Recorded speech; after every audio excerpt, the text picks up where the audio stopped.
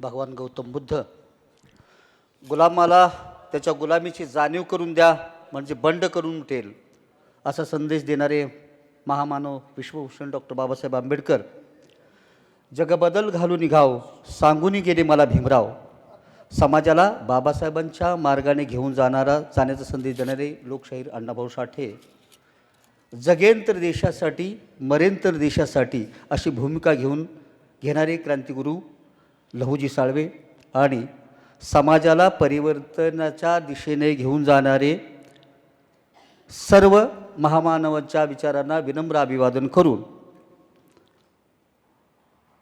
समता सामाजिक संस्था आयोजित लोकशाहीर अण्णाभाऊ साठे यांच्या स्मृतिदिनानिमित्त दंगलकार नितीन चंदनसेवे यांच्या व्याख्यानाच्या कार्यक्रमाच्या निमित्तानं व्यासपीठावरील उपस्थितीत अशोकराव भालेराव बी एन कांबळे मान्य दिलीप गुरव सर मोहन डोळ सर मनोहर चव्हाण नारायण होनमुके कुमार तपासे राजेंद्र कांबळे शशिकांत करपे जुबेर पटवेगार अजित भोसले समीर नदाब आणि सर्व मान्यवर समता सामाजिक विकास संस्था कराड आयोजित या कार्यक्रमाच्या निमित्तानं स्टेजवर जे पाहुण्यांना निमंत्रित केलेलं आहे जवळपास नावं जर वाचली तर बहुजन समाजातली 12 बलुतेदार सगळी व्यासपीठावर आहे. त्याच्यामुळं हा कार्यक्रम जे आहे ते समतेच आहे असं निदर्शनास येतं आहे. आणि आमच्या या कार्यक्रमामध्ये समता ऐक्य असल्याचे दर्शन घडवले. या पुढे सर्वच कार्यक्रम आपण बहुजन समाजात पुढे आणूया. या कार्यक्रमाच्या निमित्तानं आपल्या सर्वांच्याच मतामध्ये असलेल्या एका विषयाला हात मी घालतो. कार्यक्रमाचा खरा अध्यक्ष आयोजक असतो, निमंत्रक असतो, तोच स्वागताध्यक्ष असतो. मात्र आनंदराव लादेंचा मोठेपणा त्यांनी माझ्यासारख्या कार्यकर्त्याला स्वागताध्यक्ष केलं त्याबद्दल मी त्यांचा मनापासून आभार मानतो. आजच्या या कार्यक्रमाच्या निमित्तानं उपस्थिती बघितली तर अण्णाभाऊंच्या जयंतीच्या निमित्तानं जो मुद्दा आता प्रकर्षानं महाराष्ट्रामध्ये चालू आहे त्या मुद्द्याला मी कळीचा मुद्दा आहे त्याला मी हात घालतो आहे की या महाराष्ट्रामध्ये मातंग समाजानं अलीकडं सुप्रीम कोर्टाचा जो निर्णय आहे 1 ऑगस्ट 2024चा त्याप्रमाणे अनुसूचित जातीचं अ ब कडं प्रमाणे उपवर्गीकरण करावं असा एक मुद्दा चर्चेला आहे. आणि मातंग समाज ही आरक्षणाच्या उपवर्गीकरणाच्या अनुषंगानं संसदीय मार्गानं लोकशाहीच्या मार्गानं संविधानानं दिलेल्या हक्कानं सरकारबरोबर भांडतो की आम्हाला अ ब कडं करून द्या. मात्र त्या वर्गीकरणाच्या भूमिकेला काही प्रामुख्यानं बौद्ध समाज वगैरे संसदीय मार्गाने विरोध करते. त्यांची भूमिका कुठंतरी बाबा चर्चेतनं निघावा मार्ग, लोकसंख्येचं जी जनगणना आहे त्याच्यातनं मार्ग काहीतरी निघावा अशी एक भूमिका बौद्ध समाजाची आहे.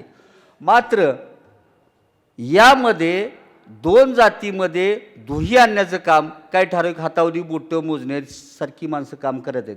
हे 2 समाज एकत्र राहू नयेत अशी प्रामुख्यानं चालू आहे. त्याच्यामुळे आता वैचारिक लढाईबरोबर आता शारीरिक लढाईसुद्धा सुरू झालेली आहे. 2-3 दिवसापूर्वी मागल्या 8-10 दिवसापूर्वापासून रात्रीच्या ह्याच्यापर्यंत की लढाई झाली आहेत. याला कुठंतरी आपण आळा घातला पाहिजे, संसदीय मार्गानं लढा झाला पाहिजे अशी एक आपली भूमिका आहे. आणि कुठंतरी विरोध न करता आपण विचारानं भांडावं अशी आमची भूमिका आहे. तथापि मातंग आणि बौद्ध समाजामध्ये दरी वाढवण्याचा प्रामाणिकपणे प्रयत्न केला जातो आहे. तो आपण निदान पश्चिम महाराष्ट्रात तर हाणून पाडायचा. उपवर्गीकरण करताना समाजाच्या प्रेरणास्थानावर खालच्या पातळीवर टीका होत्या. ह्याच्याकडं कोणीतरी सगळ्यांनीच आपण डोळसपणे लक्ष देणं गरजेचं आहे की उपवर्गीकरण होण्याच्या पद्धतीनं होऊन जाईल. बाबासाहेब संपूर्ण देशाचा श्वास आहे, पण अण्णाभाऊ साठे लहुजी साळवे मातंग समाजाचं प्रेरणास्थान आहे. आणि कुठल्याही प्रेरणास्थानाला जर आपण तुच्छ लेखत असू, त्या व्यक्तिमत्वाची मानहानी करत असू, तर आपण हे सहन होऊ द्यायचं नाही. मित्रांनो, आरक्षणाच्या मुद्द्यावर उभ्या महाराष्ट्रात काही झालं तर त्याचा परिणाम आपल्या कराड शहरात, तालुक्यात, संपूर्ण सातारा जिल्ह्यात समाजमनावर होऊ द्यायचा नाही, अशी एक भूमिका पण सौधार्यपूर्ण भूमिका घ्यायची आहे. आता जाता जाता नितीन चंदनशिवेंना एक विनंती करावीशी वाटते. तुम्ही प्रत्येक वेळेला मला मारते ती खरं बोललं की मला मारते ती म्हणताय. तुम्ही खरं बोला. कुणाला बरं वाटायचं म्हणून तर तसं बोलू नका, बरं बोलू नका, खरं बोला. जर मारलं तर खाऊया मार, समाजासाठी मार खायचा, त्याची नोंद इतिहास घेणार आहे. बाबा खऱ्यासाठी चंदनशिवेंनी मार खाल्लेला आहे. आपण समता सामाजिक संस्थेच्या वतीनं अण्णाभाऊंच्या पुण्यतिथीच्या निमित्तानं जो विचाराचा जागर घातलेला आहे, त्या जागराला आपण पूर्णपणे आपण समताचे अध्यक्ष आनंदरावजी त्यांच्या पाठीशी आपण राहूया आणि सर्वांना या व्याख्यानाच्या निमित्तानं जमलेल्या सर्व श्रोत्यांना आपण विनंती करतो की आरक्षणाच्या मुद्द्यावरून आपसात मतभेद न करता संसदीय पद्धतीनं आपण लढूया. कायद्याप्रमाणे काय होईल ते होईल, पण आपल्या इथं डोकी फोडायची नाही, ती आपल्या इथं मनाचा भेद करायचा नाही, एवढी विनंती करतो आणि माझे 2 शब्द संपवतो.